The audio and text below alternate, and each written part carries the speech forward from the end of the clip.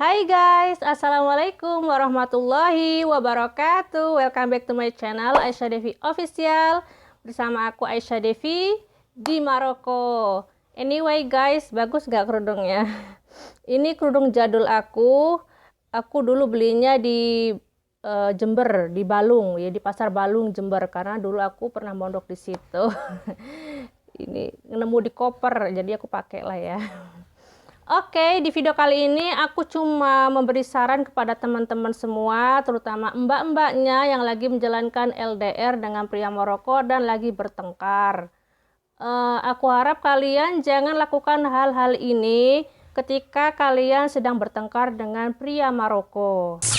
Saran aku yang pertama, tenangkan diri, tahan amarah, ya jangan sampai menghina dia gitu. Misalkan kalau dia berbuat hal-hal yang tidak enak gitu, yang mengenakan ke mbaknya, ini khusus mbak-mbaknya ya.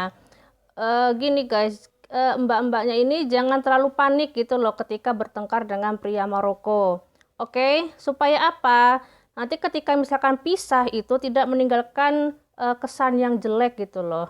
Oke, kalau ingin pisah, pisah baik-baik gitu. Kalau misalkan sudah nggak cocok lagi gitu. Yang kedua, tolong banget ya, jangan sampai curhat atau minta tolong ke orang lain. Contohnya ke aku. Ya nggak apa-apa kalian curhat ke aku, nggak apa-apa gitu. Cuma kalau minta tolong itu aku bingung juga. Karena apa? Karena aku ini orang asing. Maksudnya orang asing ini aku bukan bagian anggota keluarga dari doi kalian, pria Maroko. Kalau misalkan minta tolong ke suami juga seperti itu, nggak bisa karena suami juga orang asing gitu. Suami bukan bagian dari keluarganya si doi kalian gitu, pria Maroko. Itu guys. Jadi aku dengan suami itu hanya bisa bantu hanya perkara luar kayak misalkan nih doi kalian yang Maroko itu pingin tanya-tanya ke suami tentang gimana sih nikah di Indonesia misalkan. Nggak apa-apa, kayak gitu nggak apa-apa. Bahkan suami itu cerita beberapa hari yang lalu itu ada pria Maroko yang intens chat sama dia, katanya dia tuh mau nikah dengan perempuan Indonesia. Nggak apa-apa yang kayak gitu, tapi kalau curhat ke orang lain, contohnya ke saya, terus minta tolong karena mbaknya panik, ya ini untuk semua ya, bukan untuk satu orang, ini untuk semua mbak-mbaknya yang lagi LDRan misalkan lagi bertengkar gitu. Ya, kalau bisa sih tenangkan diri dulu guys ya, tenangkan diri, cari solusinya gitu, jangan langsung panik menghubungi saya ataupun minta tolong ke suami karena suami orang Maroko. Meskipun sama-sama orang Maroko ya, nggak bisa guys menolong hal-hal percintaan, nggak bisa guys, karena eh, hubungan percintaan itu di Maroko sangat sensitif, tidak bisa ditanyakan. Misalkan pacar kamu siapa, itu nggak ada yang tanya kayak gitu guys di sini. Apalagi tiba-tiba datang, kamu jangan gini-gini ya ke dia, itu aneh sih. Dan jangan sampai juga doi kalian juga tahu gitu. Kalau misalkan kalian curhat ke aku gitu ya, jangan sampai tahu juga gitu, supaya nggak bermasalah. Karena kan itu tadi urusan percintaan asmara di Maroko itu sangat sensitif ya. Jadi kebanyakan pria Maroko tuh nggak mau pacarnya ya, doinya, kekasihnya itu cerita ke orang lain gitu. Saran aku yang ketiga, tolong banget jangan curhat ke sepupu perempuan, doi kalian ya. Kita nggak tahu apa sepupu itu juga sama-sama jatuh cinta ke dia, kan kita juga nggak tahu ya, mbaknya juga nggak tahu gitu. Karena di Maroko ini sepupu sama sepupu itu saling jatuh cinta itu hal yang wajar di sini. Bahkan menikah sesama sepupu itu wajar di sini guys ya. Itu karena culture ya, itu ya, culture di Maroko seperti itu, sama seperti culture di Arab juga seperti itu, menikah dengan sepupu hal yang biasa. Di sini pun biasa guys, bahkan sepupunya suami itu juga ada yang pacaran dengan sepupunya gitu. Jadi kalau kalian itu curhat bertanya kepada sepupu perempuan, jawabannya itu pasti nggak enak guys ya, nggak enak. Kalau pingin bertanya, nggak gini aja, bertanyanya kepada sepupu laki-laki. Tapi bertanya saja, misalkan eh, misalkan namanya Muhammad. Muhammad ini kemana gitu. Nggak apa-apa tanya kayak gitu, tapi jangan sampai curhat ke sepupu perempuan. Apalagi laki-laki ya, jangan sampai gitu. Pokoknya orang Maroko itu bagi aku ya, keluarga gitu ya, kurang bisa dipercaya guys. Karena dalam lingkup keluarga inti saja itu kadang saat bertunangan saja itu sesama bibi ataupun paman, keluarga paman bibi gitu nggak diundang kadang guys. Hanya keluarga inti saja. Untuk apa? Menghindari ain, penyakit ain. Kita nggak tahu siapa yang iri ya dengan orang lain yang bahagia gitu. Itu terjadi di sini guys, di Maroko. Kalau orang tunangan itu yang diundang cuma orang-orang yang terpercaya gitu. Kerabat-kerabat yang terpercaya aja. Kalau misalkan ada kerabat yang suka iri, terkenal gitu ya, dalam keluarganya itu suka iri, suka jahat-jahatan gitu, nggak diundang guys, meskipun bibinya, meskipun pamannya, nggak diundang guys gitu. Takutnya nanti ya itu nggak jadi pernikahan gitu karena Ain tadi itu. Ya gitulah guys ya, di sini tuh nggak bisa ngeliat orang bahagia. Ada tipe-tipe yang kayak gitu guys ya. Ya meskipun di Indonesia juga ada seperti itu ya. Lalu saran yang keempat, jika doi kalian itu ingin telepon atau video call untuk menjelaskan perkara sesuatu ya, supaya tidak terjadi keributan, pertengkaran, kalian itu setidaknya jangan mereject, menolak telepon tersebut. Dengarkan dia mau ngomong apa gitu.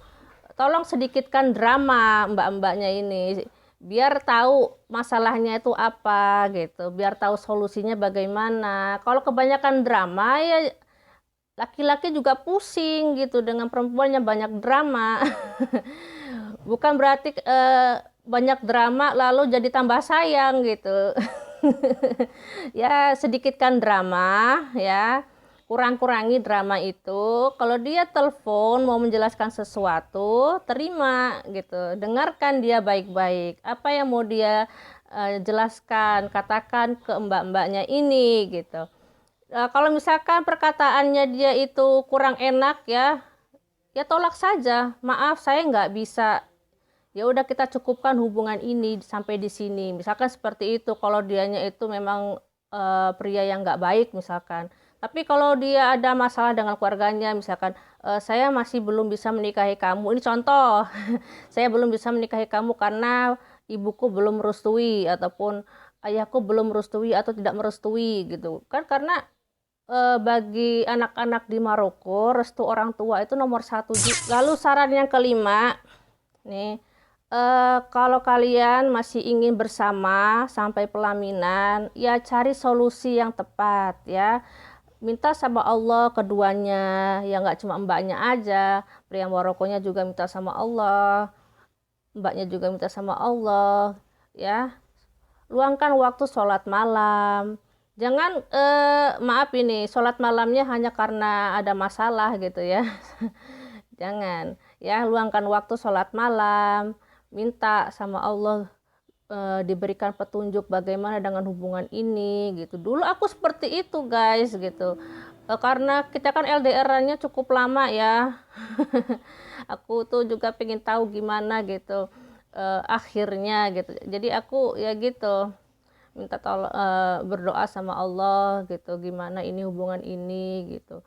Ya luangkan waktu, siapa tahu dapat solusinya. Biasanya guys ya, Allah memberikan solusi penerangan itu misalkan ketika di hari-hari selanjutnya pria tersebut itu apa ya, mendatangkan sesuatu yang positif bagi mbaknya, insya Allah akan segera menikah. Kalau misalkan didekatkan, biasanya didekatkan gitu guys ya. Tapi kalau misalkan di hari-hari selanjutnya kok dia makin menjauh, itu sudah arti guys ya, arti jawaban dari doa-doa mbak gitu. Aku sudah berdoa gitu guys dulu itu. Ternyata apa? Allah satukan aku dengan suami gitu. Meskipun dulu aku pernah kecurian laptop gitu ya. kecurian laptop, terus cuma chattingnya cuma pakai Facebook aja. Kalau dulu kan ada Skype gitu loh, aku selalu chattingin pakai Skype ya. Kalau pas laptop hilang dicuri orang, akhirnya pakai Facebook aja gitu. Ya itu salah satu cara Allah memberikan apa petunjuk gitu pada hambanya. Ada banyak hal guys ya petunjuk. Kalau misalkan didekatkan di hari-hari selanjutnya, berarti insya Allah kalian akan berjodoh gitu. Kalau misalkan di hari-hari berikutnya itu kalian kayak nggak cocok gitu ya, selalu nggak cocok gitu, ada aja masalah gitu, itu udah bertanda gitu. Kalian paham ya? Dan satu lagi guys, nggak semua orang Maroko itu bisa bahasa Inggris ya, karena bahasa sehari-hari di Maroko adalah bahasa Arab. Kalau dalam bahasa Arabnya Allah Ja'al Maghribiyah, aku juga sudah sharing beberapa video dan belum buat lagi yang baru ya. Dan juga orang Maroko bisa bahasa Perancis karena memang belajar bahasa Arab dan bahasa Perancis itu dari sejak TK ya, anakku belajar itu dari sejak TK. Orang Maroko yang pinter ngomong bahasa Inggris, mereka hanya belajar bahasa Inggris lewat kursus gitu ataupun kuliah bahasa Inggris gitu. Kalau nggak pernah kontak langsung dengan orang asing dan tidak pernah ngomong bahasa Inggris, pastinya tidak bisa ngomong bahasa Inggris ya. Jadi jangan berharap orang Maroko semuanya bisa bahasa Inggris. Kalian bisa paham ya. Oke guys, gitu aja saran dari aku ya. Semoga hubungan kalian mbak-mbaknya ini dengan pria Maroko makin langgeng gitu. Kalau misalkan nggak cocok ya sudah pisah dengan baik-baik. Karena laki-laki itu di dunia ini nggak cuma satu gitu. Tolong jangan bucin juga karena masih pacar, masih calon gitu ya. Belum suami kan ya. Tolong jangan bucin ini. Perkara yang sulit untuk ditinggalkan tuh karena bucin, guys. Oke. Oke, guys. Ini saran-saran ini untuk ke semua mbak-mbaknya yang lagi LDR ya. Oke. Bagi kalian yang baru datang di channelku, jangan lupa subscribe dan like videonya, dan boleh share video-videoku yang mana yang kalian mau share.